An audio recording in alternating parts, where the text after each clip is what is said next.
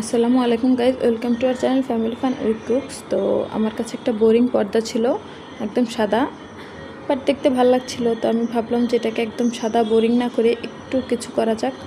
তো আমি এটাকে প্রথমে মাঝখান থেকে এভাবে একটু ভাঁজ দিয়ে সেলাই করে নিয়েছি পুরাটা। নিয়ে এটার এই সাইডে একটা লেস লাগিয়ে দিব। তো আমি এখান থেকে লেস সিলেক্ট করছিলাম। তো অনেক খোঁজাখুঁজির পরে মনে হলো যে এই লেসটার বেগুনি কালারটা দেই, অন্য কালারগুলো তো ফুটছিল না। তো আমার কাছে মোটামুটি অনেক লেসের কালেকশন আছে। আমি যেহেতু বিভিন্ন পাইকারি হাটে বা মার্কেটে যাই, সেখান থেকে আমি নিয়ে আসি খুব কম দামে, 5 টাকা 10 টাকা করে। তো এই বেগুনি লেসটা আমার মনে হলো যেন এটার ফুটবে খুব ভালো করে। তো এটাকে এভাবে আমি লাগিয়ে নেব মেশিনে। আমি জাস্ট একটুখানি ভিডিও দেখিয়ে দেবো আপনাদেরকে আমি এটা কীভাবে লাগাচ্ছি। তো আগে রঙটা করে নিই, রঙটা শুকালে তারপর আমি লেসটা লাগিয়ে নেব।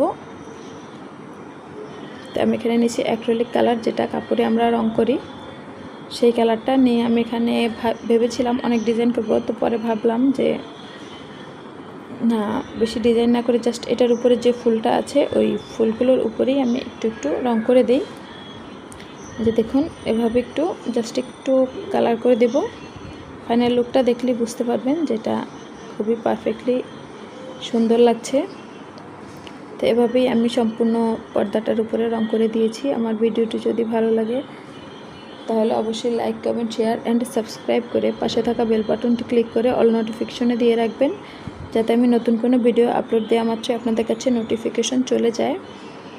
আর আমার চ্যানেলে এরকম আরও অনেক ক্রাফটিংয়ের ভিডিও আছে, সেগুলোকে দেখে আসতে পারেন। আর যদি কোনো রিকোয়েস্ট থাকে সেটাও বলতে পারেন। তো দেখুন, আমার এই রঙগুলো শুকিয়ে যাওয়ার পরে আমি এটার মধ্যে লেস লাগিয়ে নিচ্ছি। তো সম্পূর্ণ লেসটা লাগানো দেখাবো না, জাস্ট আমি অল্প একটু দেখিয়ে দিলাম। এখানে দেখানোর কিছু নেই, তবুও দেখিয়ে দিচ্ছি। তো এই হচ্ছে পর্দাটা। তো দেখতেই পাচ্ছেন আমার সেই সাদা বোরিং পর্দাটা দেখতে কতটা কিউট লাগছে। আজকের মতো টাটা।